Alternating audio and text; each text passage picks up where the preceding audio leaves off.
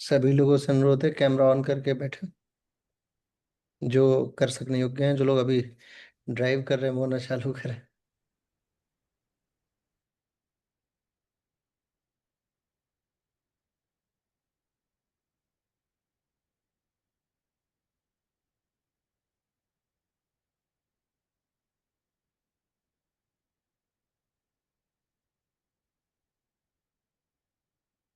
करें। चलो। शुभम जी। ओके। जी sir. Good evening to all and welcome. कल हमारा थोड़ा सा इनफॉर्मल शेयरिंग एंड केयरिंग हो गई थी। उसको हम थोड़ा फॉर्मल सेटअप में लेकर आते हैं आज।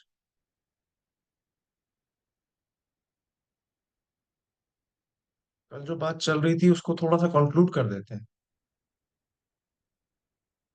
हम क्वालिटेटिव रिसर्च में बात कर रहे थे और क्वांटिटेटिव रिसर्च क्वालिटेटिव रिसर्च के बारे में हमें कुछ ज्ञान तो हो गया है।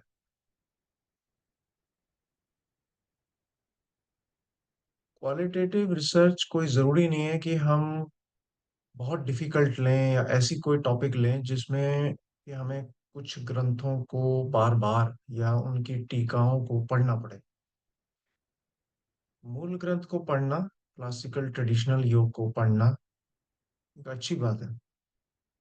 लेकिन कई बार उसको पढ़ के हम आत्मविभोर हो जाते हैं और उसे जीवन में उतारने का प्रयास करते हैं।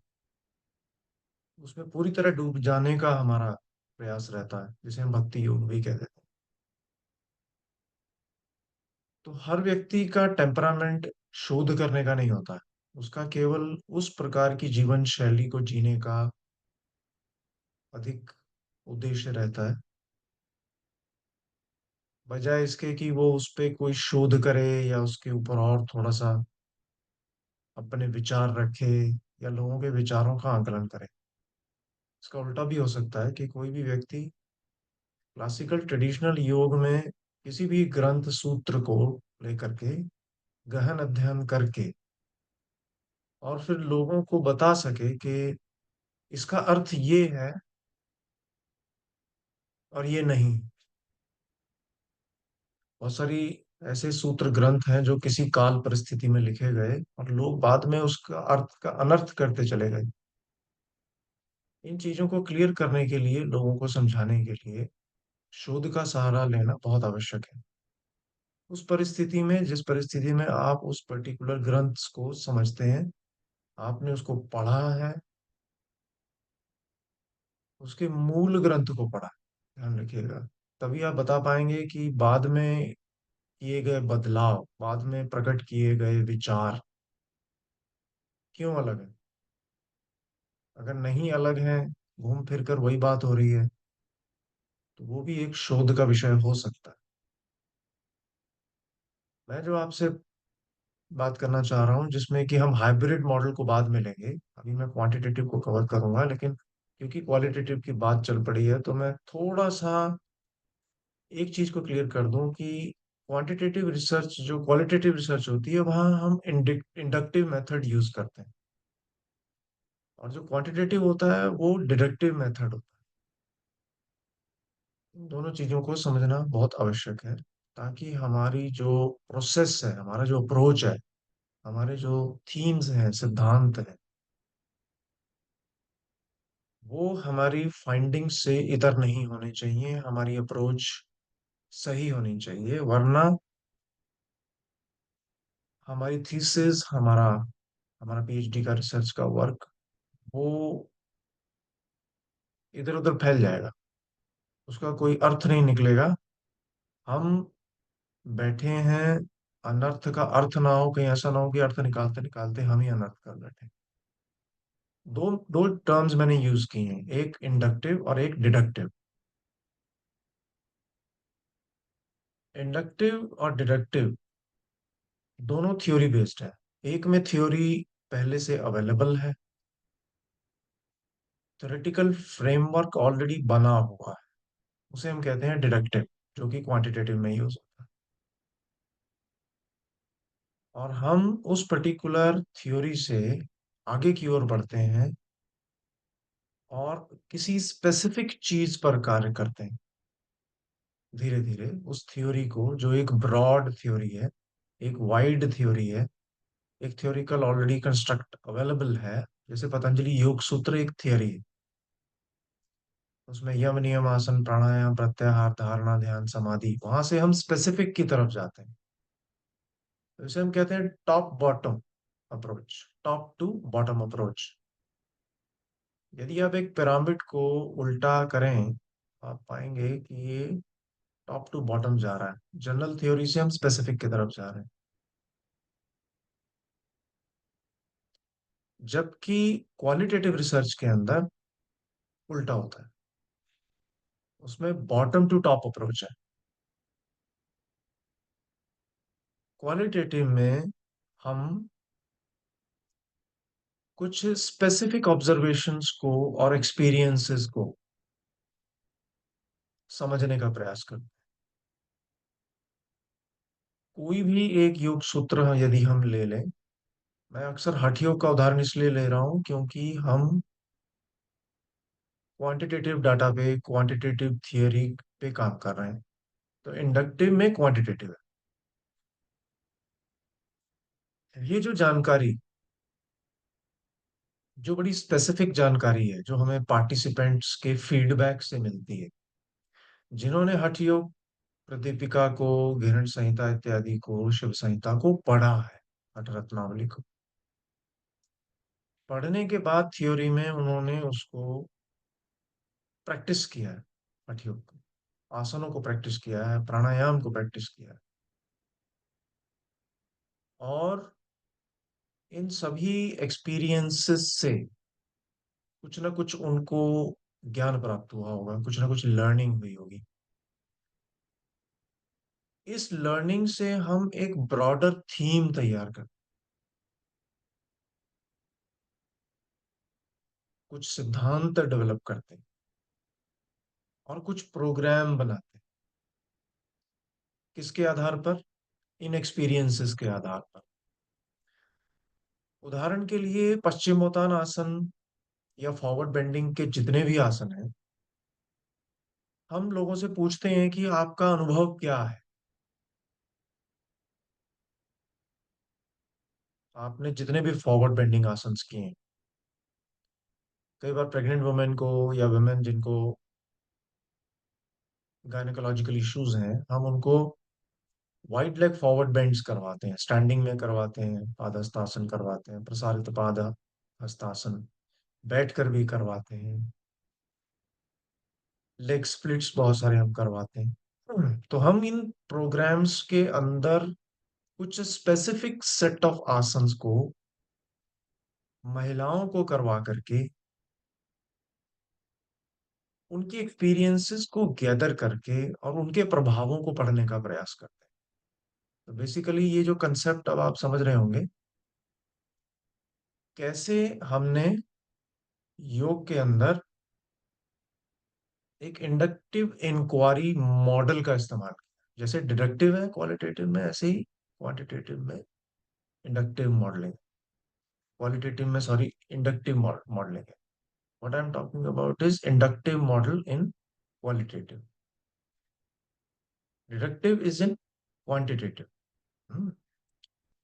तो ये जो स्टडी है, जैसे उदाहरण के लिए इंडक्टिव इंक्वायरी मॉडल जो है, to create a need based yoga program और care givers of in patients with back pain और गायनिकोलॉजिकल डिसऑर्डर्स, या कोई मेंटल इशू है, मान लीजिए सिजोफ्रेनिया, स्किजोफ्रेनिया एक मेंटल बीमारी है, अल्जाइमर है, डिमेंशिया, इस तरह की बीमारियां होती हैं। तो सबसे पहले हम क्या करते हैं, हम एक डिटेल्ड ऑब्जर्वेशन गैदर करते हैं, फीडबैक लेते हैं केयर गिवर्स से। केयर गिवर कौन हो सकते हैं? योगा टीचर्स भी हो सकते हैं, वो योगा ट्रेनर्स भी हो सकते हैं, वो कोचेस भी हो सकते हैं, वो नर्सेस भी हो सकती हैं। हम्म, तो जब हम एक डिटेल्ड ऑब्जर्वेशन और फीडबैक लेते हैं इन लोगों से, उनके एक्सपीरियंसेस और चैलेंजेस से के बारे में, ये जो स्पेसिफिक इंसाइट्स होती हैं हमारी, इनसे हम अपने एक योगा प्रोग्राम को डेवलप करते हैं। कौन से प्रोग्राम को? जो उस पर्टिकुलर स्पेसिफिक पॉपुलेशन, पॉपुलेशन क्या है यहाँ पर, या तो बैक पेन वाले हो सकते हैं या सिजोफ्रेनिक हो सकते हैं।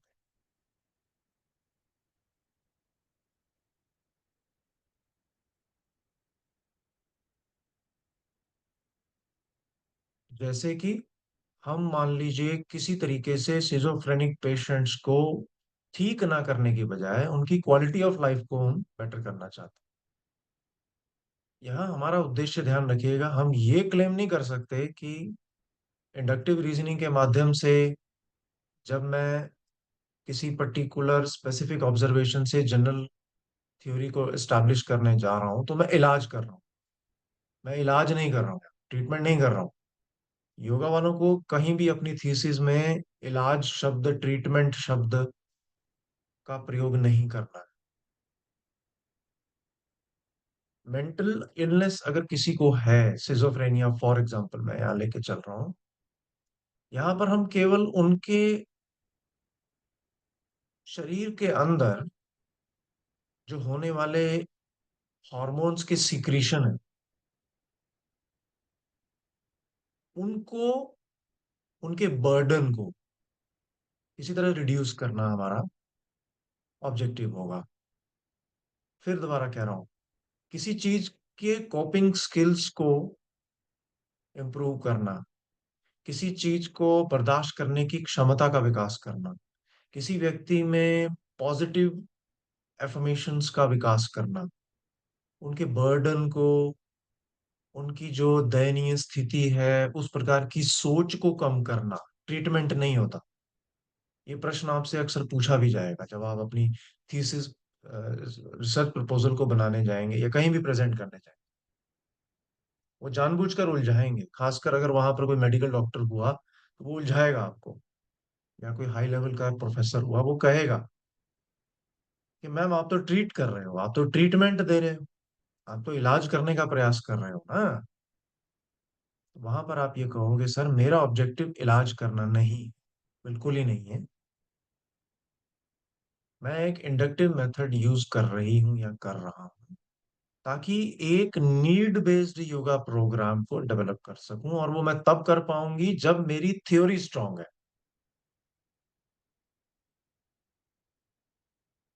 और ये थ्योरी मैंने कहाँ से डेवलप की? जब मैंने पेशेंट से बात की, लोगों से बात की, उनके जीवन शैली के बारे में बात की, सिजोफ्रेनिया के बारे में डॉक्टर से बात की, केयर गिवर्स से बात की, लोगों के एक्सपीरियंसेस को समझा, एक परिस्थिति में समझा, दूसरी परिस्थिति में समझा, सोशियो इकोनॉमिक स्टेटस डिफरेंट था, लोगों का बैकग्राउंड डिफरेंट था, सिंगल मदर्स थी, बच्चों, तीन बच्चों वाली, चार बच्चों वाली मदर्स भी थी, अलग अलग भांति भांति जाति प्रथा के लोग थे, कल्चरल हिंड्रेंसेस भी होती हैं, डिफरेंसेस होते हैं। तो ये सब इंडिविजुअल डिफरेंसेस को देखते हुए एक theory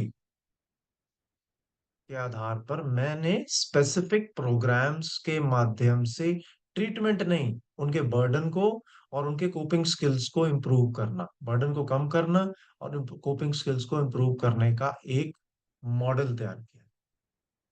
I hope I made myself clear.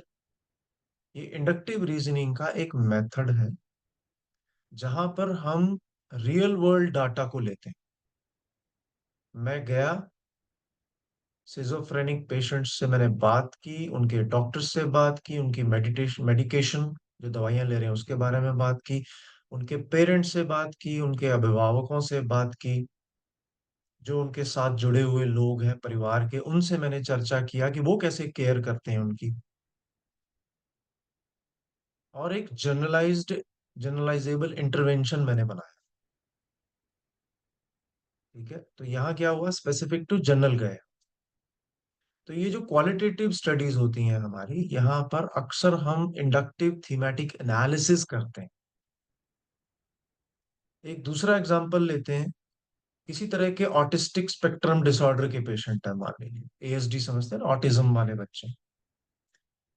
तो सीधे सीधे तो आप ऑटिज्म के बच्चे से बात नहीं कर पाओगे, क्योंकि अगर आपने कोई ऐसी बात कर दी जिससे वो बच्चा एकदम से हिल गया, पेशेंट, तो वो आप पे अटैक भी कर सकता है, वो चीजों को फेंक भी सकता है, वो अपने आप को भी नुकसान पहुंचा सकता है।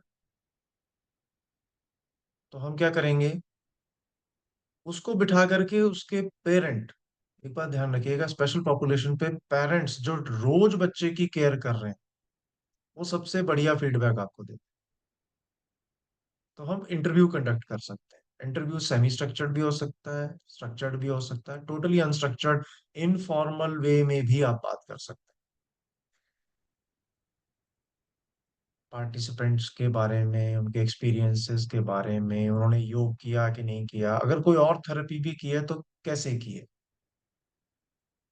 ये जो स्पेसिफिक अकाउंट्स पेरेंट्स देंगे अपने ऑटिज्म वाले बच्चे के लिए, अच्छा उसकी भी ग्रेडिंग होती है, ऑटिज्म की भी लेवल होते हैं। जब भी कोई ट्रेनर ऑटिस्टिक बच्चे को ट्रेन करता है तो हर रोज उसको अपना एक टारगेट सेट करना पड़ता है।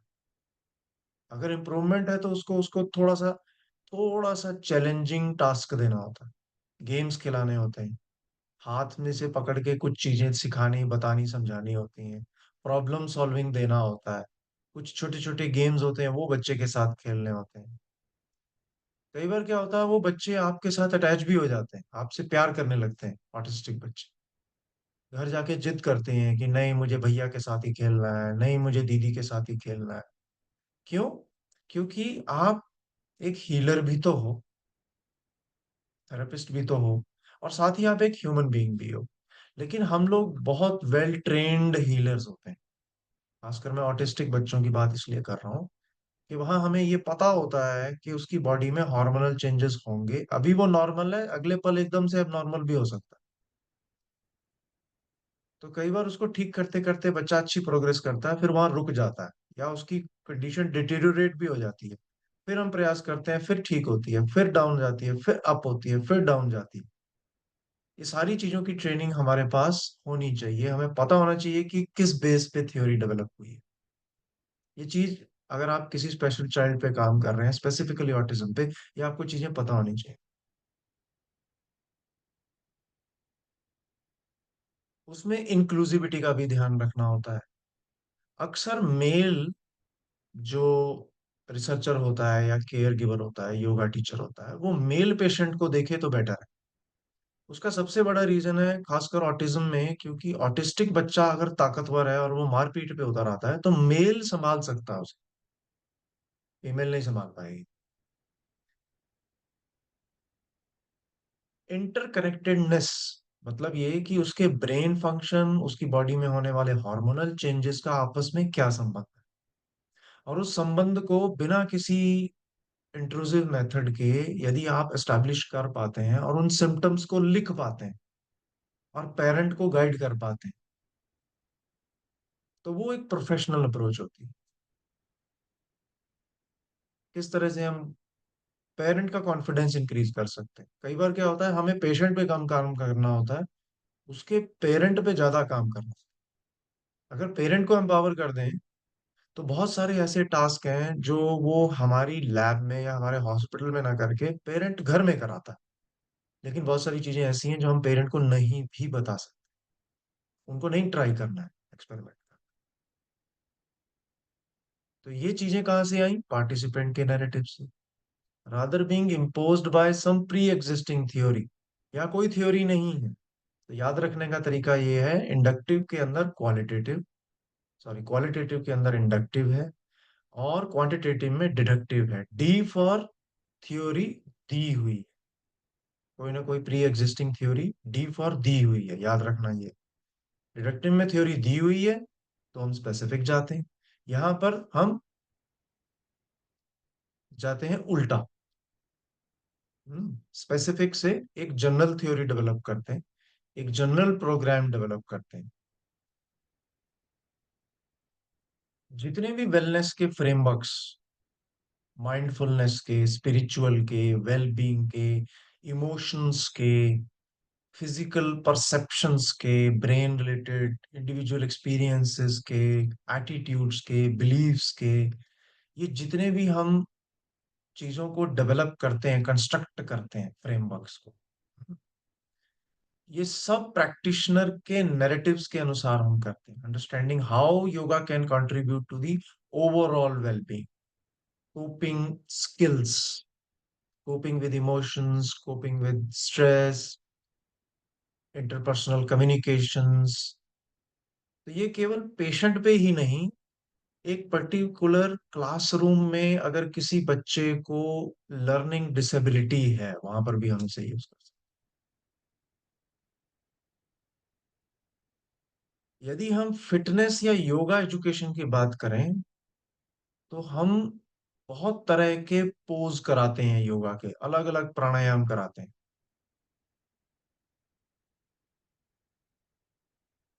ठीक है, ताकि उसको एक्सपोजर मिले, उसे पता लगे कि कौन से पोज में शरीर में पेन होता है, कौन से पोज में शरीर में कंपन होता है, किस पोज को करने में मजा आता है, कहाँ पर बैलेंस खराब हो रहा है। और फिर हम उनको मौका देते हैं कि वो जो अंदर के भीतर के हार्मोनल चेंजेस हैं, जो अंदर चेंजेस बॉडी में फील हो रहे हैं, उसको कहीं पेन हो रहा है, कहीं प्लेजर आ रहा है, कहीं अच्छा स्ट्रेच हो रहा है, वो कैसे उनको अनुभव भी कर सकता है। जैसे कि बैलेंस रिलेटेड पॉस्चर से फोकस डेवलप होता है बच्चों को। उससे स्टेबिलिटी बनती है। इससे क्या होता है, उनको एक सेल्फ मोटिवेशन मिलता है, अंदर से एक मैसेज आता है कि मैं इस पोज को बहुत अच्छा कर सकता हूँ, मैं शीर्षासन बहुत अच्छा कर सकता हूँ, मैं मयूर आसन बहुत अच्छा कर सकता हूँ। तो यहाँ पर क्या होता है, उनकी जो कोर एंगेजमेंट है, उनकी जो अलाइनमेंट है, सेल्फ ड्रिवन अंडरस्टैंडिंग है, वो जनरेट हो जाती है। तो ये बाहर से दवाई देना, बाहर से मसाज कर देना, ये बिल्कुल उल्टा अप्रोच है। इसीलिए योग को मैं हमेशा सुपीरियर समझता हूँ, क्योंकि ये इंटरोसेप्शन की जननी। बाहर से हम कोई दवाई नहीं दे रहे हैं, बाहर से हम कोई टच नहीं कर रहे हैं, कोई एक्यूप्रेशर नहीं दे रहे हैं। यहाँ हम क्या कर रहे हैं, उस व्यक्ति विशेष को सेल्फ ड्राइव्ड अंडरस्टैंडिंग की तरफ अग्रसर कर रहे हैं। नॉलेज उसे है योग के आसन की, लेकिन उसे अंडरस्टैंडिंग नहीं है कि इस आसन को करने से मुझे क्या प्राप्त होने वाला है, कहाँ किस तरह का प्रेशर पड़ने वाला है। इसीलिए कहते हैं ना, स्थिर सुखम आसनम। स्थिर का मतलब इमोबाइल, बैलेंस्ड, स्थिर। सुखम का मतलब आनंददायक स्थिति। आसन का मतलब पॉस्चर। तो स्थिर का मतलब होम्योस्टैटिस भी होता है। अल्टीमेटली तो हमारी पूरी बॉडी होम्योस्टैटिस पे ही बेस्ड है।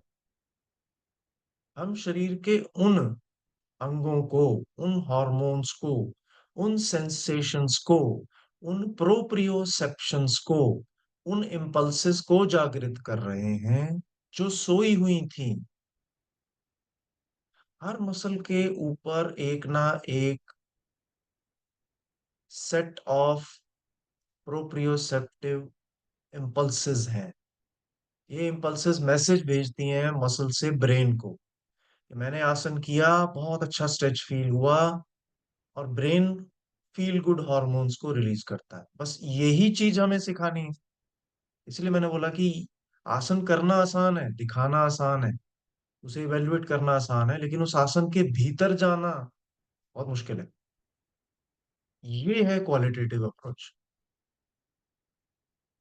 तो यहाँ हम केवल क्वालिटी की बात कर रहे हैं। जैसे जनरल लाइफ में हम किसी के आंखों के रंग की बात करते हैं, बालों के रंग की बात करते हैं, जेंडर की बात करते हैं।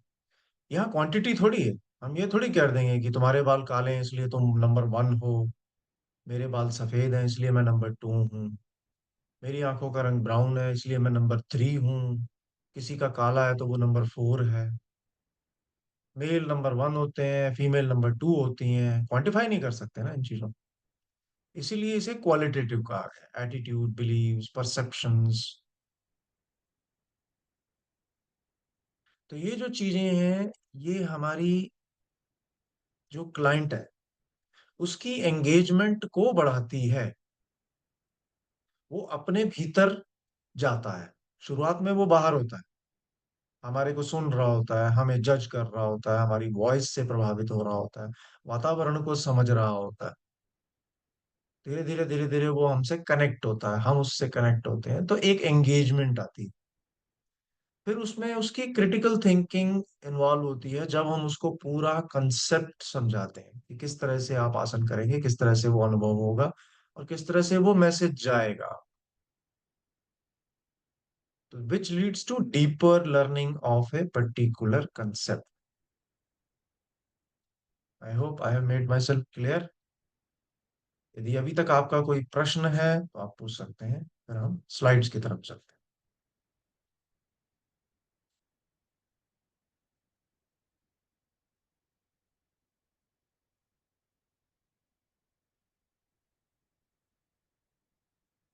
जितनी भी हमारी रैंडमाइज कंट्रोल ट्रायल स्टडीज हैं, उनमें मेनली हम एक पर्टिकुलर रिसर्च डिजाइन को लेकर चलते हैं। तो ये जो हमारे रैंडमाइज कंट्रोल ट्रायल्स होते हैं, आरसीटी स्टडीज होती हैं, ये एक तरह का थंब रूल है, गोल्ड स्टैंडर्ड है, जिससे कि हम कॉज एंड इफेक्ट के बीच में एक रिलेशनशिप को समझते हैं। तो ये बहुत साइंटिफिक है, ध्यान रखिएगा, बहुत साइंटिफिक है। और साइंस जो होती है वो प्रमाण मांगती है, प्रमाण नहीं है तो साइंस उसको नलिफाई कर देती है। इसके अंदर हम नंबर्स का प्रयोग करते हैं, इसीलिए स्टैटिस्टिकल वैलिडिटी बहुत इंपॉर्टेंट है, ताकि हम कंक्लूजन निकाल सकें। हमें बहुत सारी चीजों का ध्यान रखना पड़ता है, एज का इफेक्ट, जेंडर का इफेक्ट, उसकी हेल्थ कंडीशन का इफेक्ट, हाइट का इफेक्ट, बॉडी फैट परसेंटेज का इफेक्ट, उसके सोशियो इकोनॉमिक स्टेटस का इफेक्ट, इत्यादि इत्यादि।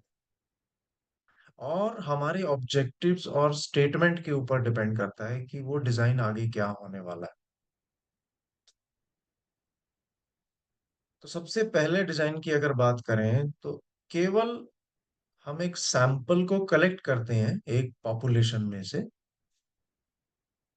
मान लीजिए आप स्कूल के बच्चों पे, क्लास छठी से लेके आठवीं तक के बच्चों को योग करा रहे हैं, वो हमारा एक ग्रुप हो गया।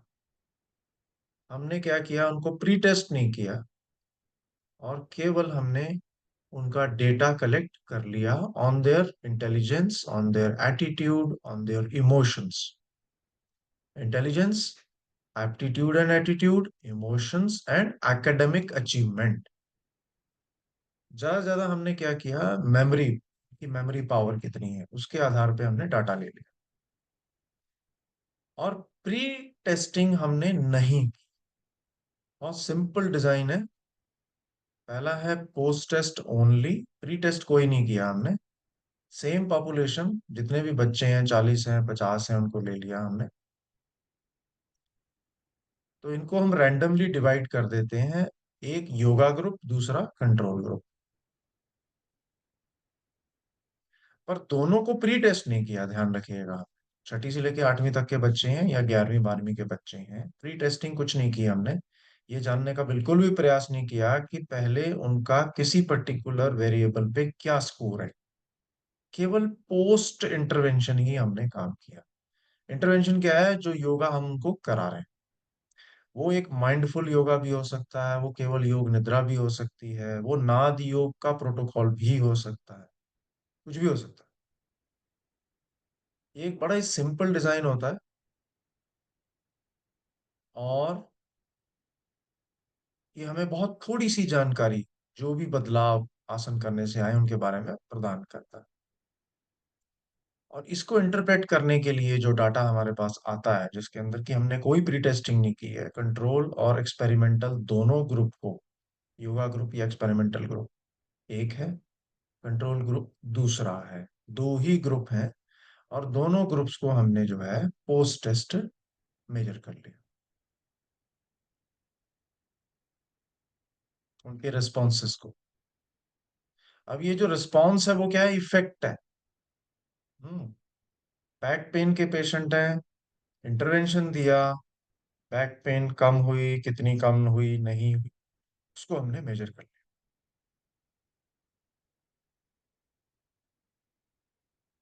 और रेंडमली डिवाइड किया हमने, वो मैंने पहले भी बताया था आपको। हमें नहीं मालूम कि कौन कंट्रोल में जाएगा, कौन एक्सपेरिमेंटल ग्रुप में जाएगा। It's just a simple two group design. ठीक है। तो हमने क्या किया, पहले लिया post test. Post test only design के अंदर yoga intervention itself the factor the research manipulates. तो यहाँ यहाँ यहाँ कॉज क्या है, कॉज क्या है, द इंटरवेंशन, जो आसन हमने करा है।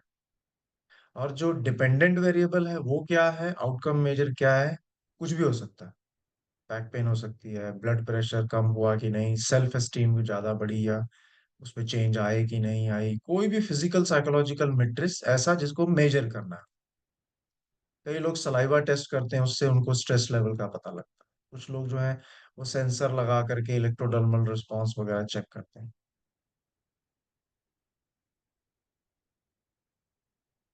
इसके अंदर हम अगर रिसर्च क्वेश्चन की बात करें और ऑब्जेक्टिव्स और हाइपोथेसिस और कॉज इफेक्ट लॉजिक को लगाएं। मैं अभी भी पोस्ट टेस्ट की बात कर रहा हूँ, प्री टेस्ट नहीं है यहाँ पे। प्री टेस्ट पोस्ट टेस्ट आगे आएगा। अभी हमने क्या किया, ओनली पोस्ट टेस्ट किया, पहले मेजर किया ही नहीं कुछ भी।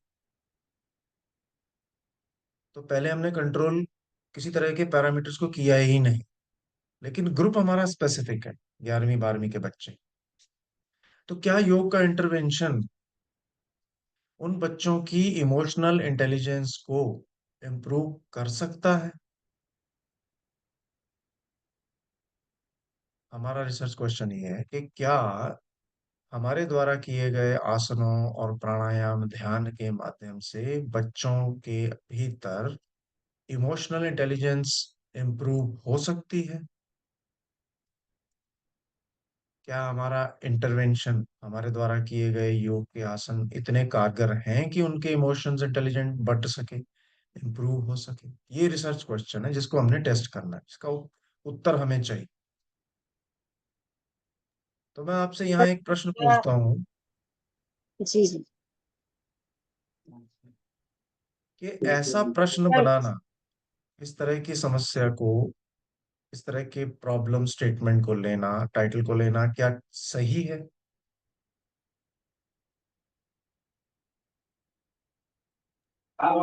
सर, क्वेश्चन ये है मेरा कि अगर कोई योग इंटरवेंशन मानसिक स्वास्थ्य पर आधारित होता है तो क्या केवल पोस्ट टेस्ट ओनली उसके लिए काफी रहेगा?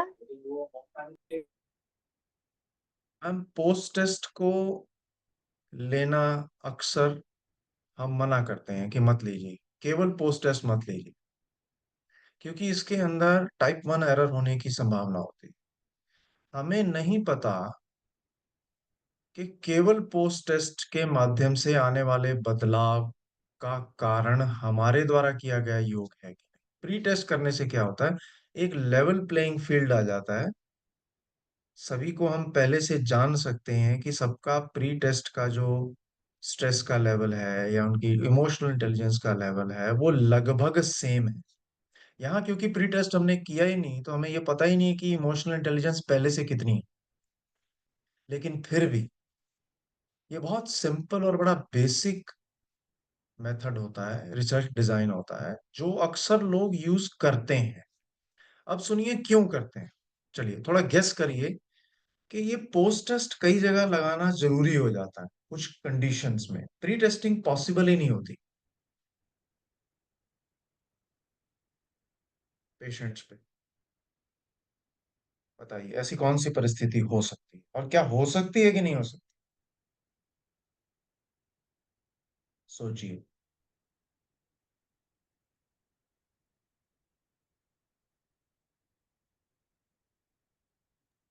हो सकती है सर।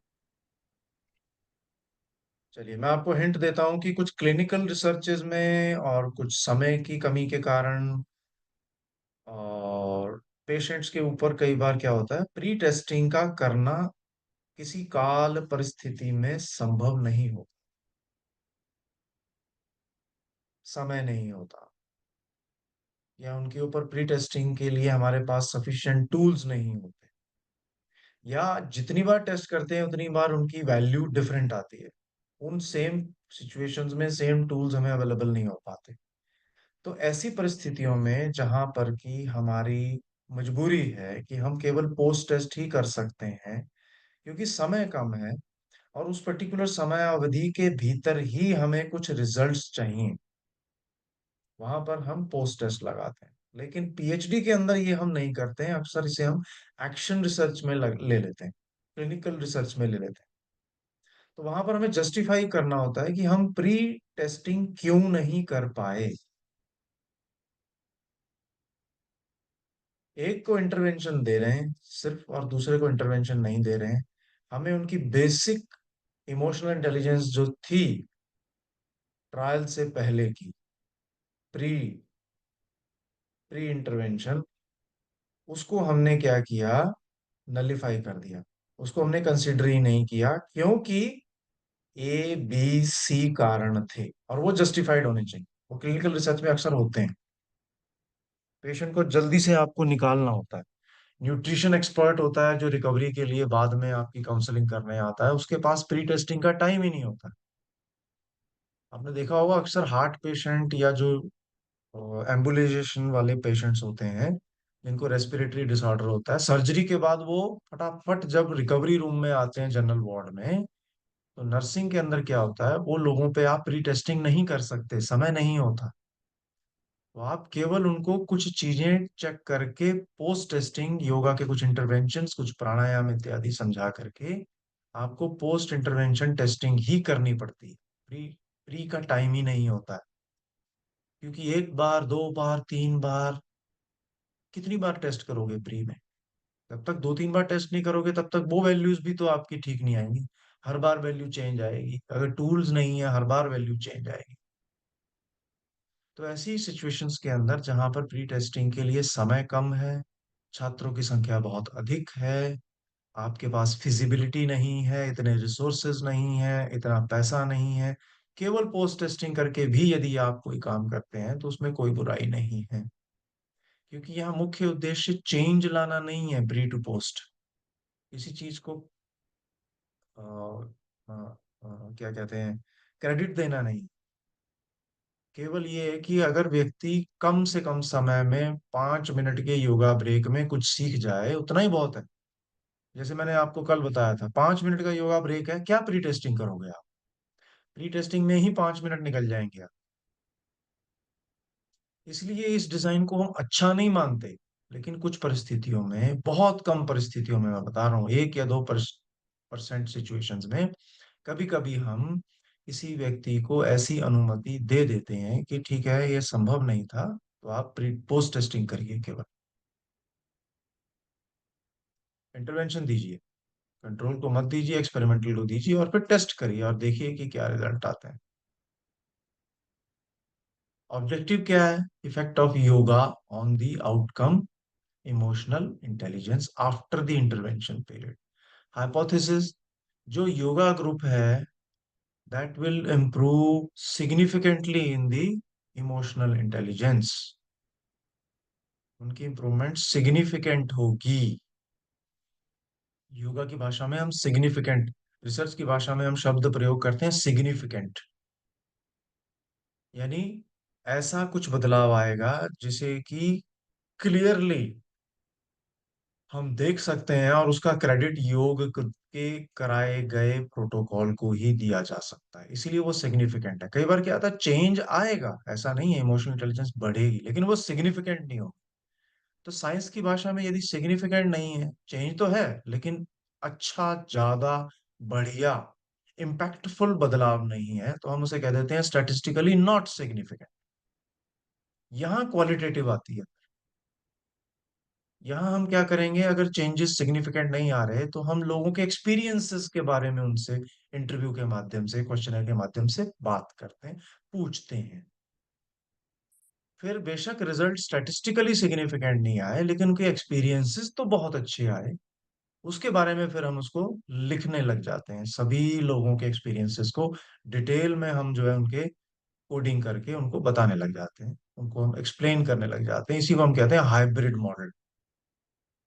और यहाँ इस केस के अंदर जहां पर कि टाइप 1 एरर की संभावना है, यहाँ पर हम बहुत ज्यादा कॉज एंड इफेक्ट पे नहीं जाते हैं।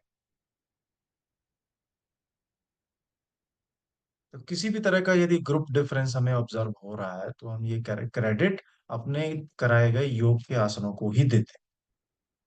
कोई बात नहीं, आगे समझते हैं, देखिए आपको डिफरेंस पता लग जाएगा। अब वहां तो प्री टेस्टिंग थी ही नहीं थी कोई भी। यहाँ हम दूसरा मॉडल रिसर्च डिजाइन डिस्कस करते हैं। दूसरा रिसर्च डिजाइन कहता है pre test and post test. ठीक है। ये पोस्ट टेस्ट ओनली जो था पिछले वाला, उससे काफी बेटर वर्जन है। ये पीएचडी के अंदर अलाउड है। और यहाँ बहुत ज्यादा गिड़गिड़ाने जस्टिफाई करने की आवश्यकता है ही नहीं। वो दोनों ग्रुप्स को आपने, कंट्रोल ग्रुप को या एक्सपेरिमेंटल ग्रुप को आपने प्री टेस्ट किया, उनकी इमोशनल इंटेलिजेंस या बैक पेन जो भी है, जो भी एक्स है आपका, राइट, जो भी आपका इफेक्ट है उसको आपने मेजर किया, इवेल्युएट किया, क्वांटिफाई किया। बट उसके बाद कंट्रोल ग्रुप को कोई योगा का आसन हमने नहीं कराया। लेकिन वो एक्टिव कंट्रोल ग्रुप है, ध्यान रखिए। आसन नहीं कर रहे हैं लेकिन कुछ ना कुछ तो कर ही रहे हैं। कोई गेम खेल रहे हैं, कोई अंताक्षरी खेल रहे हैं, कुछ समय वो समय स्पेंड कर रहे हैं। या तो एक इंटरवेंशन के बाद दूसरा ग्रुप ले रहे हैं हम, या पैरेलल उस ग्रुप कुछ चीज करा रहे हैं, एक्टिविटी करा रहे हैं उसको। पर वो नहीं करा रहे जो योगा इंटरवेंशन हमने डेवलप किया। जैसे ट्रीटमेंट भी कह देते हैं, इंटरवेंशन भी कह देते हैं। तो दोनों ग्रुप को हमने पहले भी मेजर किया, और इंटरवेंशन के बाद भी हमने उनकी इमोशनल इंटेलिजेंस या बैक पेन जो भी है वो मेजर किया। और फिर हमने जो है चेंजेस को कंपेयर किया between and with in the groups. देखिए ये बहुत जरूरी है। अब क्योंकि हमने प्री टेस्टिंग की तो हमने क्या देखा कि जो कंट्रोल ग्रुप है, कहीं ऐसा तो नहीं कि एक बच्चे की इमोशनल इंटेलिजेंस बहुत अच्छी है और दूसरे बच्चे की इमोशनल इंटेलिजेंस बहुत पुअर है, बहुत नीचे है। तो ये तो बहुत बड़ा डिफरेंस आ गया उसी ग्रुप के भीतर। 11वीं 12वीं के ऐसे बच्चे हैं जो बड़े हाईली इमोशनली इंटेलिजेंट भी हैं, और कुछ ऐसे भी हैं जो एवरेज हैं, और दो तीन ऐसे हैं जो बिल्कुल ही इमोशनली इंटेलिजेंट नहीं है। कुछ ना कुछ उनकी लर्निंग डिसेबिलिटीज हैं, वो चीजों को समझने में सक्षम नहीं है। क्या पता वो स्पेशल चिल्ड्रन हो।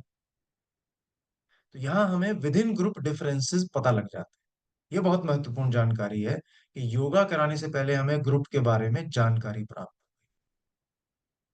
और बिटवीन द ग्रुप्स भी पता लग गया कि कंट्रोल ग्रुप में बहुत ज्यादा वेरिएशन है क्या। एक का स्कोर 10 में से 10 है, और तीन का स्कोर, मान लीजिए 50 का ग्रुप है जिसमें 10 का ग्रुप है मान लीजिए, उसमें 6 तो ऐसे हैं जिनका प्री इंटरवेंशन स्कोर ठीक है, तीन ऐसे हैं जिनका एवरेज है, दो ऐसे हैं जिनका बहुत ही लो है, 7 3 और 2, एक, 7 2 और 1, 7 2 9 और एक 10। हम्म। जबकि जो हमारा एक्सपेरिमेंटल ग्रुप है उसके अंदर सारे के सारे ऐसे आ गए जिनका इमोशनल इंटेलिजेंस लेवल पहले ही बहुत हाई है। अब हम अगर ट्रेनिंग देंगे तो हमें बेस लाइन जो है वो तो बहुत अलग है, बहुत डिफरेंट है। वहां तो बहुत जबरदस्त डिफरेंसेस हैं, हेट्रोजीनियटी है। तो हम कैसे कंक्लूजन निकालेंगे जिसका पहले ही इमोशनल इंटेलिजेंस लेवल इतना हाई है, उसको हम योगा कराएंगे भी तो कितना बढ़ेगा, 2% 3%। लेकिन अगर किसी ऐसे बच्चे को हम करा रहे हैं जिसका इमोशनल इंटेलिजेंस लेवल बहुत कम है, उसमें तो बदलाव जबरदस्त नजर आएगा। क्या पता वो प्री इंटरवेंशन में जो 10 में से 1 नंबर है उसका, पोस्ट के बाद वो 10 में से 10 ले जाए, या 9 ले जाए, या 8 ले जाए।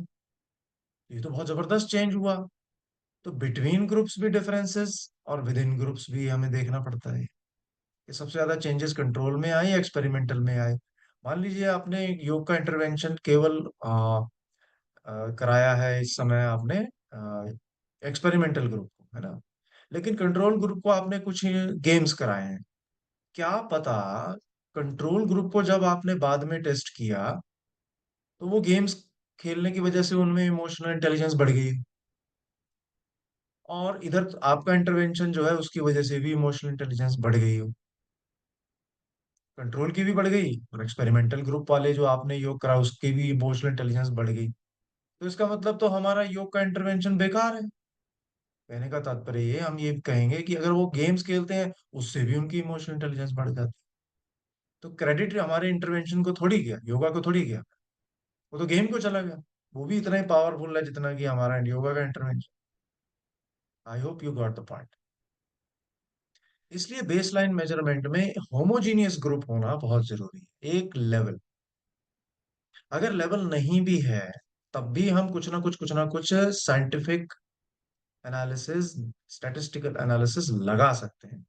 लेकिन जो नॉन पैरामेट्रिक है वो वाला स्टैटिस्टिकल एनालिसिस लगाएंगे, कोई भी टी टेस्ट नहीं लगा सकते, मानविट नहीं लगा सकते हैं, दूसरे जो और लोगों के हैं जहां पर कि ग्रुप में यूनिफॉर्मिटी नहीं है, वो टेस्ट हम लगा सकते हैं। ये कुछ टेस्ट्स हैं, सिग्निफिकेंट टेस्ट्स, जो प्री एंड पोस्ट के अंदर लगते हैं। ये हमारा जो डिजाइन है ये only post test control group से, जो ये वाला हमारा डिजाइन है, pre test and post test design, ये फार बेटर होता है।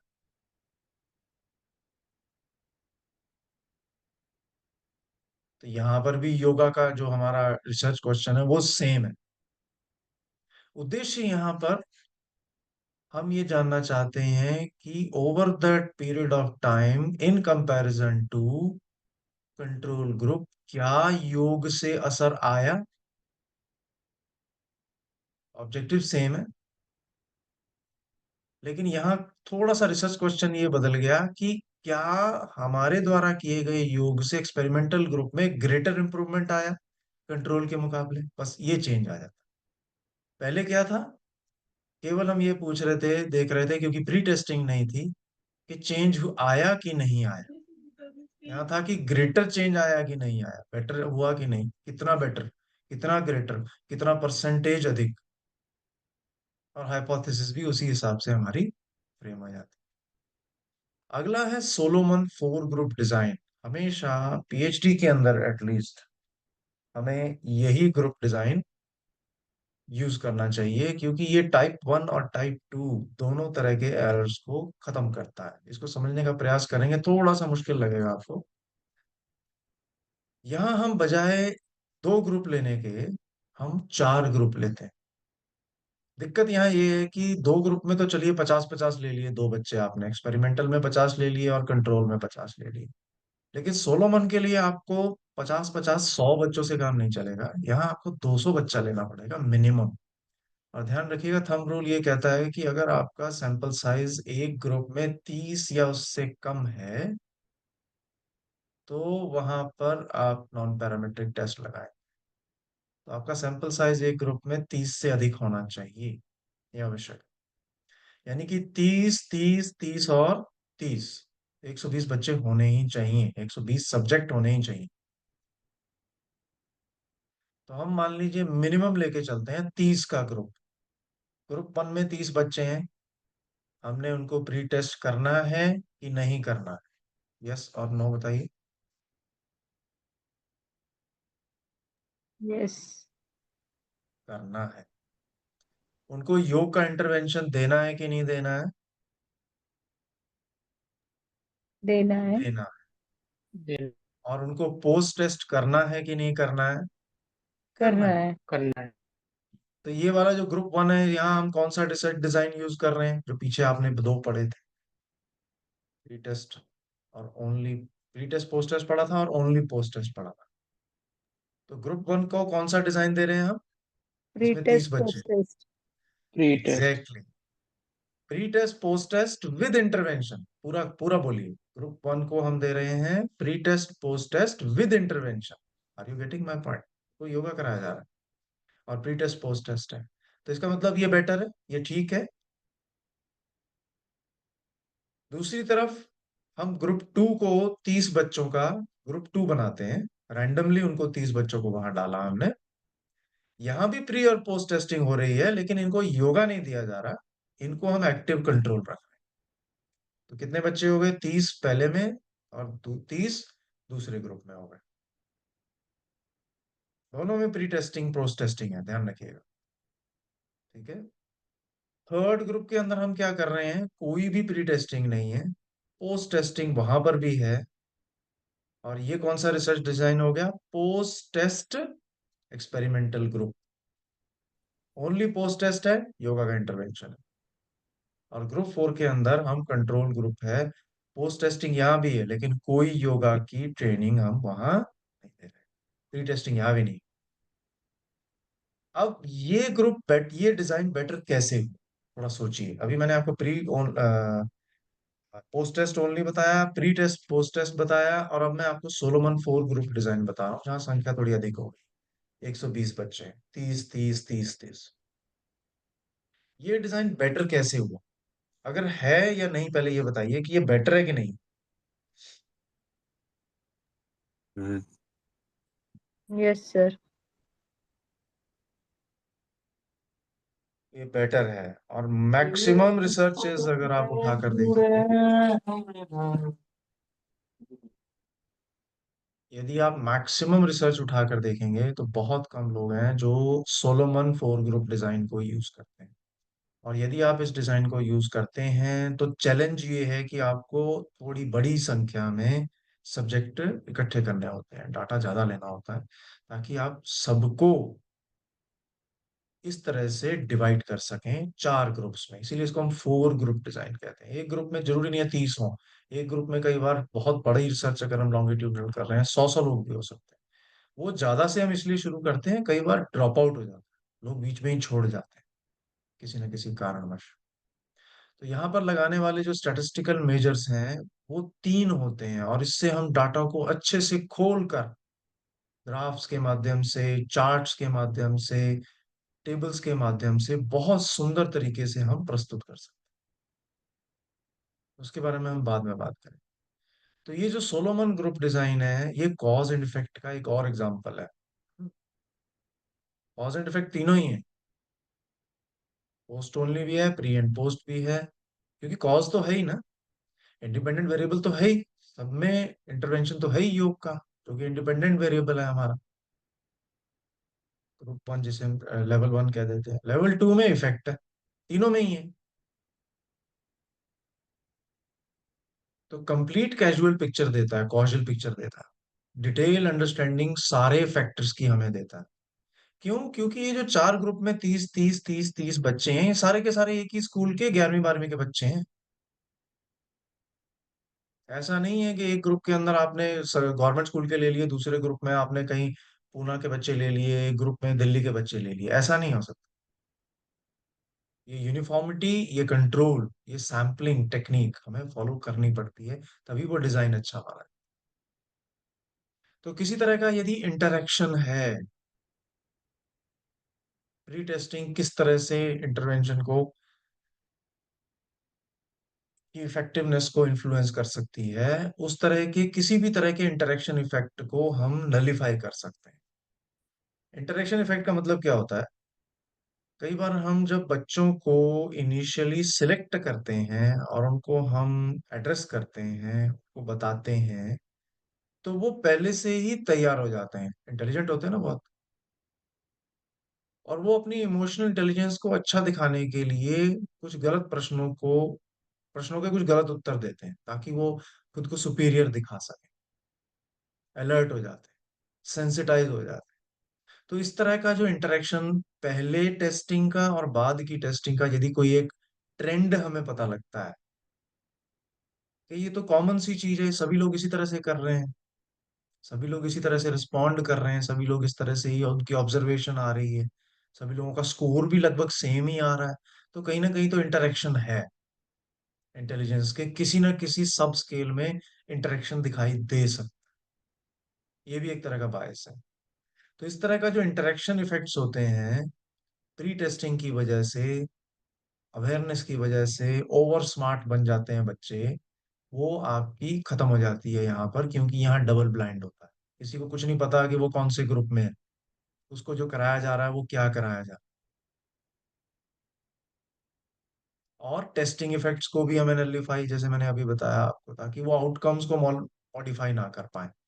तो हम इंटेलिजेंट क्वेश्चंस पूछते हैं, और एक क्वेश्चन को दो तरह से फ्रेम करके, क्वेश्चन वही होता है, रिस्पॉन्स उसका एक में यस होता है, दूसरे में नो होता है। तो क्वेश्चंस भी क्वेश्चन में, या उस तरह की टेस्टिंग के इंटरव्यू में क्वेश्चंस भी हम उल्टे पूछते हैं। कहीं ऐसा तो नहीं कि बच्चा पहले से तैयारी करके बैठा है, इसका यस, इसका नो, इसका यस, इसका यस, इसका यस, एक दूसरे की नकल भी करने लग जाते हैं ना कई बार, तो वो जेन्युइन इफेक्ट नहीं दिखा पाए। तो ट्रू इम्पैक्ट ऑफ इंटरवेंशन हमारे सामने निकल करके, तो ये कंपैरिजन है जो हमने बात बात में ऑलरेडी कर ही लिया है। इस तरह के वेरिएबल्स हैं, टेस्टिंग है, parametric data, non parametric data, इनके बारे में हम बाद में बात करेंगे, लेकिन मोटा मोटा हमने ये सीख लिया कि किस तरह की हमारी योगा स्टडीज हो सकती है। एक रिसर्च स्टडी है, wide range of variables including physiological markers.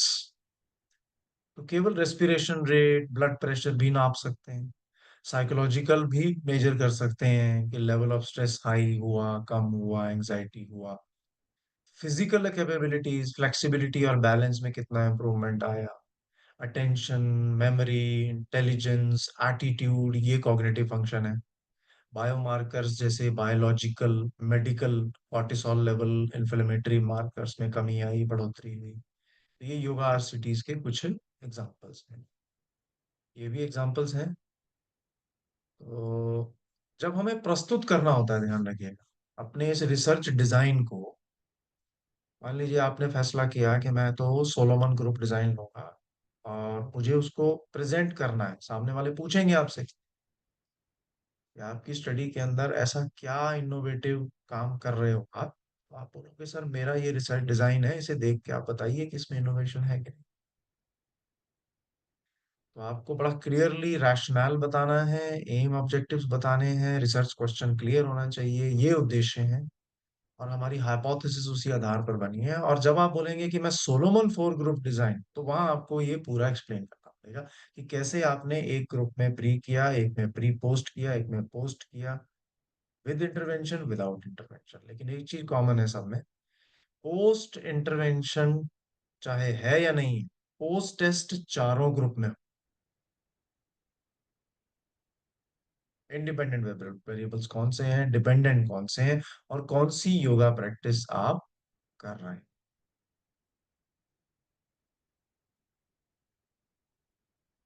ठीक है जी। So it's time for quiz now. यदि आपका कोई प्रश्न है तो आप पूछ सकते हैं।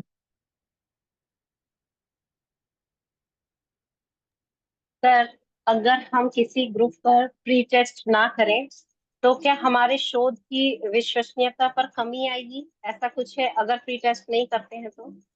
बिल्कुल आएगी।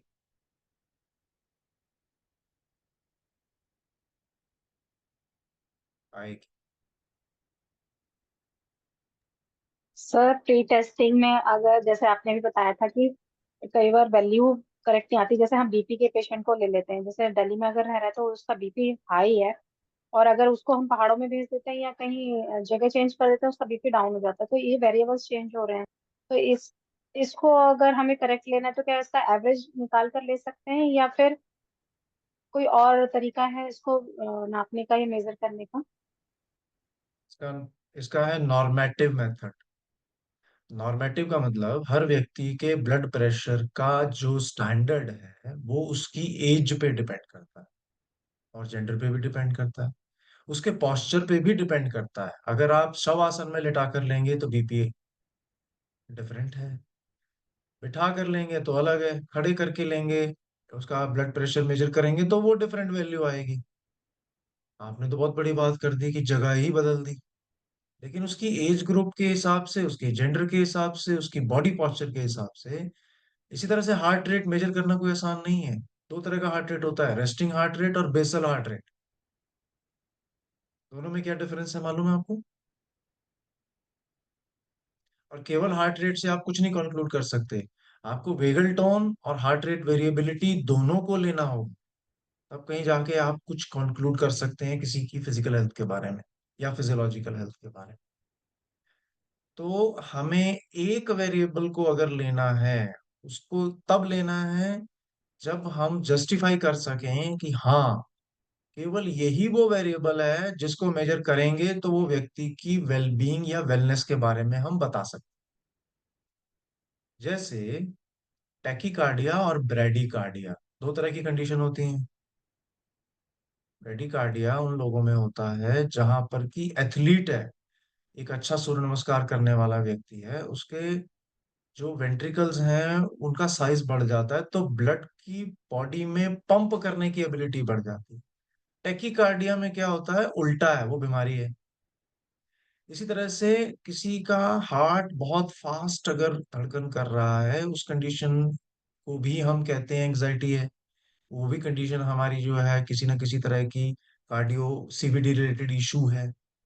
बहुत स्लो पल्स है, वो भी इशू है। लेकिन खिलाड़ी में भी तो होती है बहुत स्लो पल्स। जो बहुत अच्छे मैराथन रनर्स होते हैं उनकी तो आपको 35-38 भी मिलेगी पल्स, 1 मिनट में, बीट्स पर मिनट। इसीलिए रिसर्च डिजाइन के साथ साथ हमें उस पर्टिकुलर मेजर, चाहे वो फिजिकल है, फिजियोलॉजिकल है या साइकोलॉजिकल है, उसकी नॉलेज भी होनी चाहिए। कहीं ऐसा ना हो ना कि मैंने एक ऐसे व्यक्ति पे रिसर्च की जिसका हार्ट रेट ऑलरेडी अच्छा है, मान लो उसका 65, और जब मैंने उसको सूर्य नमस्कार कराया, उसको आसन कराए, उसको ध्यान कराया, उसका हार्ट रेट 45 चला गया। ये नहीं हो सकता ना। 65 से डाउन आके उसका हार्ट रेट इतना कम कर दिया कि वो 45 चला गया। या किसी का 80 था तो वो 45 चला गया। या किसी का 70 था वो 90 हो गया, जबकि करा मैं रिलैक्सेशन ही रहा हूँ उसको। या कई बार क्या होता है, लोगों को आपने आसन कराए, उनका हार्ट रेट डाउन आता ही नहीं है, 1-1 घंटे तक उनका हार्ट रेट जो है वो 80-85 ही रहता है। इसे हम कहते हैं फॉल्स पॉजिटिव, फॉल्स नेगेटिव। उसके बारे में बाद में बात करूँ। कई बार फॉल्स पॉजिटिव जो चाहिए, जो रिजल्ट दिखाई दे रहा है, जो आना चाहिए, उसकी जगह उल्टा आ रहा है, और उसका वाइस वर्सा भी हो जाता है। तो इसलिए रिसर्च के अंदर हमें बहुत ज्यादा कॉमन सेंस का यूज करना पड़ता है। ऐसी चीज लेनी पड़ती है कि जिसकी हमें नॉर्म्स पता हो, जिसकी वैल्यूज पता हो, जिसकी एटियोलॉजी, जिसकी फिजियोलॉजी हमें पता हो। अकेला हार्ट रेट डाउन कर दिया हमने, this is not a conclusion of physical fitness. Heart rate variability is the correct measure. Respiration rate पे अगर हम काम कर रहे हैं, हाँ प्राणायाम कराया, उनका रेस्पिरेशन स्लो हो गया, नहीं चलेगा। It should be deep, rhythmic and slow. Basically जब हम प्राणायाम कराते हैं तो हम ब्रेथ का एक्सपेंशन या ब्रेथ रेगुलेशन को कैसे बेटर मानते हैं कि प्राणायाम करने से व्यक्ति का जो ब्रेथ है, it should become deep, slow and rhythmic. अब मुझे बताइए कैसे मेजर करेंगे? डीप को कैसे मेजर करेंगे, स्लो को कैसे मेजर करेंगे, और रिदमिक को कैसे मेजर करेंगे?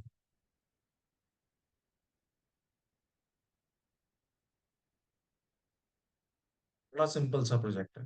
लोग करते ही नहीं, ये काम भी नहीं करते हैं हम। सारी चीज लिख देंगे, प्राणायाम के बारे में लिख देंगे, उसके स्रोत के बारे में लिख देंगे, उसके सूत्रों के बारे में लिख देंगे, श्लोक के बारे में लिख देंगे, लेकिन ये नहीं बता पाते कि स्लो, डीप एंड रिदमिक को मेजर कैसे किया।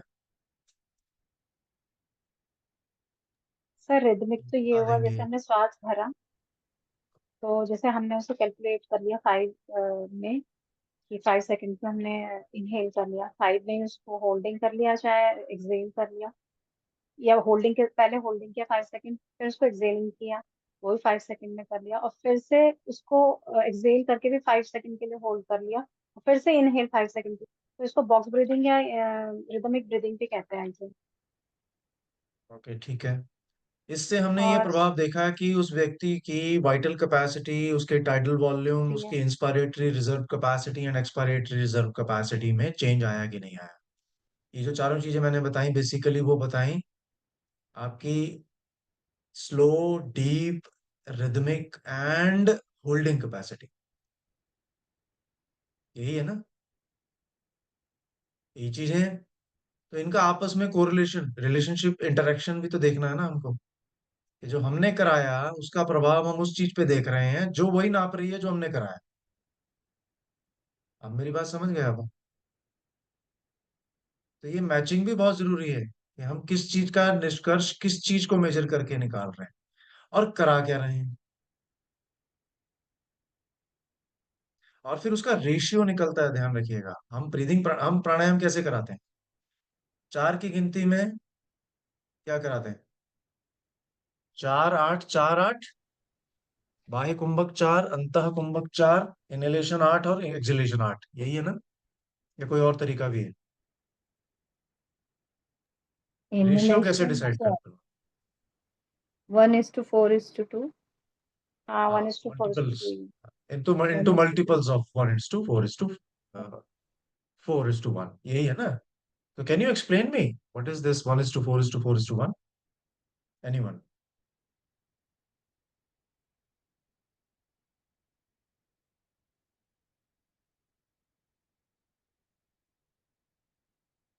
यही मैं कह रहा हूँ आपसे कि लोगों को ये क्लैरिटी नहीं होती कि वो बाह्य कुंभक अंतः कुंभक प्राणायाम कराने के बाद ब्रेथ होल्डिंग कैपेसिटी को और बाकी सारी कैपेसिटीज को किस रेशियो में कैसे मेजर करेंगे।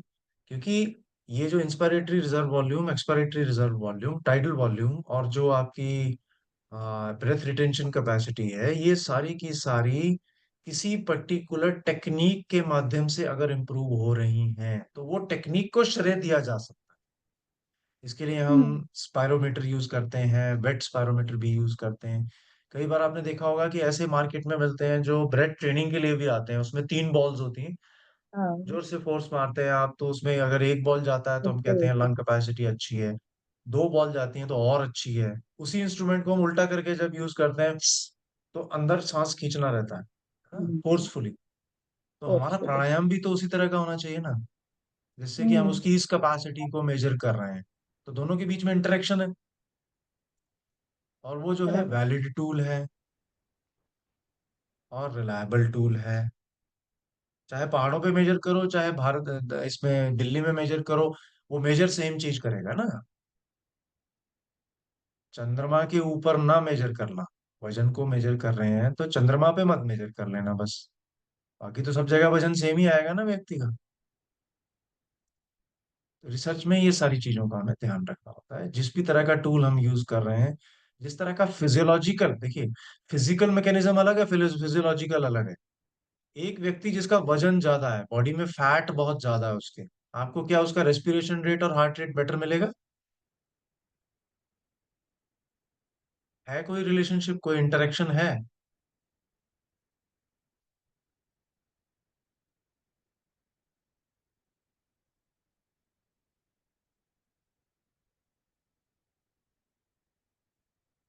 रिसर्च क्वेश्चन है ये, बड़ा बड़ा इंपॉर्टेंट रिसर्च क्वेश्चन है, इस पे लोगों ने काम ही नहीं किया है।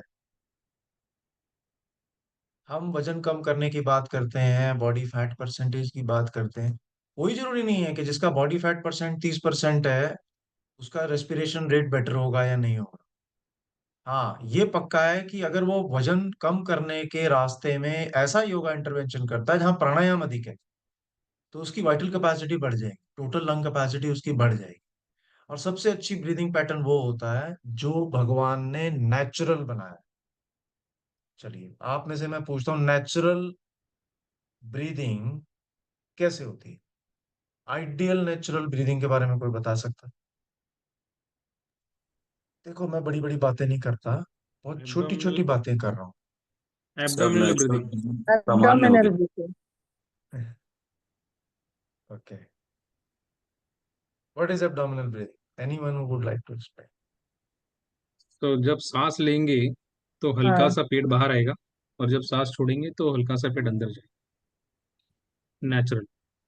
हाँ, एग्जैक्टली, वो हम्म। नेचुरली अंदर जाना चाहिए, है ना। नेचुरल। तो हम क्या करते हैं, एक सेंसर लगा देते हैं आपकी नाभि के ऊपर, और हम व्यक्ति को बोलते हैं आंखें बंद करो और नॉर्मल ब्रीदिंग करो। 95% केसेस में ना तो ब्रीदिंग डीप होती है, ना ब्रीदिंग रिदमिक होती है, और ना वो स्लो होती है, फ्लक्चुएशन है। कैसे पता लगती है? वो जो सेंसर है उसका एक कनेक्शन लाइट बल्ब के साथ होता है। लोगों की ब्रीदिंग जो है वो ऐसी होती है, सांस अंदर लिया, छोड़ा।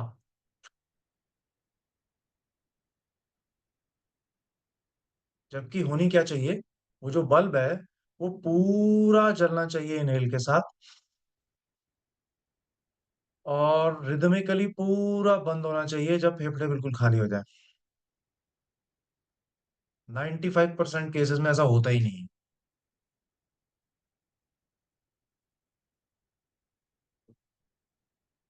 तो क्या सिखा रहे हैं हम, क्या ब्रीदिंग प्राणायाम? तो टूल तो यहाँ बहुत हेल्पफुल हुआ ना, टूल इज वेरी यूजफुल है। वो कम से कम हमें ये बताता है कि हमारी ब्रेथ डीप, स्लो और रिदमिक है कि नहीं। तो हमारा जो इंटरवेंशन है वो भी इस तरह का होना चाहिए जो कि हमारी नॉर्मल ब्रीदिंग को ठीक करे। और जब आप रिसर्च पेपर पढ़ेंगे तो आप पाएंगे कि सबसे अच्छा प्राणायाम कौन सा होता है। चलिए मैं आपसे पूछता हूँ, सबसे अच्छा प्राणायाम कौन सा होता है? नाम मत बताइए, मुझे उसकी टेक्निक बताइए। नारी शोधन जैसे अनुलोम विलोम करते नहीं हैं नहीं, नाम मत वैसे बताइए, नहीं नाम मत बताइए, ना ना ना। अनुकुंभक और बाह्य कुंभक के साथ किया जाए वो। हाँ, ऐसा प्राणायाम सबसे अच्छा होता है जिसके अंदर की आप श्वास को भीतर भर के अधिक से अधिक देर तक रोक सकें और बाहर छोड़ने के बाद भी उसे मूल बंद लगाकर रोक सकें। यदि आप त्रिबंध लगा लेते हैं तो और भी अच्छा है। तो जितनी बार भी आपकी बॉडी में ब्रेथ जितनी अधिक देर तक रुकती है, उससे आपके सारे tidal volume, inspiratory, expiratory, total lung capacity बहुत पावरफुल हो जाती है, कहीं अधिक हो जाती है। अब मुझे नाम बताइए ऐसा कौन सा प्राणायाम, या कैसे कौन से प्राणायाम? नाड़ी शोधन जी, नाड़ी शोधन विद कुंभक। विद कुंडल, निबंध योग वाला ना। एब्सोल्युटली। अनुलोम विलोम भी वही एक ही बात है। नाड़ी शोधन, अनुलोम विलोम लगभग एक ही बात है ना? तो जिसके अंदर हम रैपिड छोड़ते हैं या हम कपालभाति करते हैं, वहां पर बॉडी में कार्बन डाइऑक्साइड की कमी हो जाती है। और जितना बॉडी में कार्बन डाइऑक्साइड बढ़ेगा उतनी ही ऑक्सीजन रिलीज होगी और अवेलेबल होगी हमारे मसल्स को काम करने के लिए। ध्यान रखिए, कार्बन डाइऑक्साइड एक वेस्ट प्रोडक्ट नहीं है। जितना शरीर में कार्बन डाइऑक्साइड की मात्रा बढ़ेगी, उतना हमारी बॉडी के सेल्स ऑक्सीजन को रिलीज करेंगे और अवेलेबिलिटी ऑफ ऑक्सीजन होने से बॉडी फैट बर्न होगा। इसीलिए प्राणायाम से बॉडी फैट बर्न होता है। मुश्किल लग रहा है?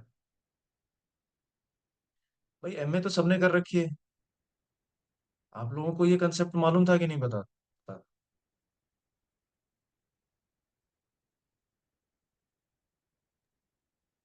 सर पता था, बस ये कार्बन डाइऑक्साइड वाला नहीं पता। बड़ी बर्न होगी वो तो पता है, कार्बन डाइऑक्साइड वाला नहीं पता।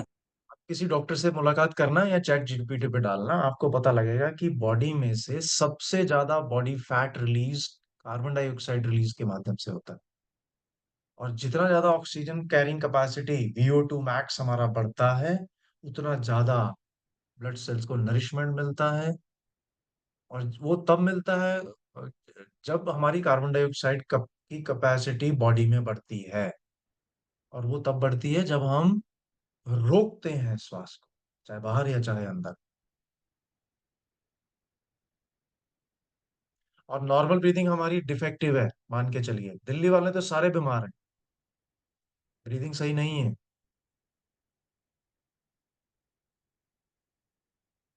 हाँ, कॉन्शियसली जब हम करते हैं या जितने भी हम ये एफर्ट्स करते हैं प्राणायाम के, तो हमारी जो अनकॉन्शियस ब्रीदिंग है वो बेटर हो जाती है। ध्यान रखिए, भगवान ने हमारे फेफड़ों को अननेचुरल ब्रीदिंग के लिए नहीं बनाया है, लेकिन हम प्राणायाम के अभ्यास से अपनी नेचुरल ब्रीदिंग को बेटर करते हैं। तो कंसेप्ट क्या है कि नेचुरल ब्रीदिंग सही होनी चाहिए।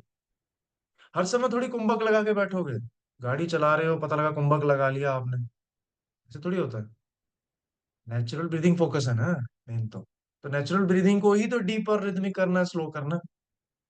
मैं इसलिए कह रहा हूँ क्योंकि कंसेप्चुअल फ्रेमवर्क नहीं बना पाते हैं। जब पीएचडी की थीसिस मेरे पास आती है, मैं वाइवा लेने जाता हूँ, तो मैं उनको कहता हूँ कराया क्या था? अच्छा ये कराया था, चाहते क्या हो? बोले जी ये चाहते हैं। अच्छा लिखा क्या हुआ है? बोले जी वो तो कुछ और ही लिखा हुआ है, वो मैंने नहीं लिखा, असल में किसी और ने लिख दिया मेरा। I hope you got the point.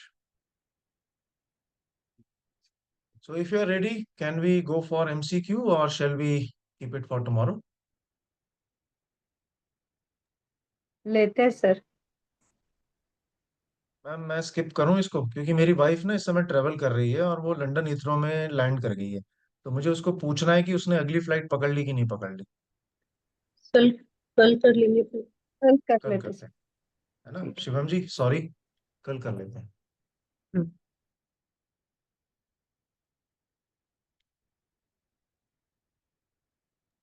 ठीक है सर। ठीक है, आप शांति सभी को मंत्र धन्यवाद, करवाते हैं। नमस्कार जी जी। जी जी। हरि ओम प्रणाम सर। चलिए हाथों पे जोड़ लीजिए, एक बार ओम का उच्चारण करेंगे मेरे साथ। ओम।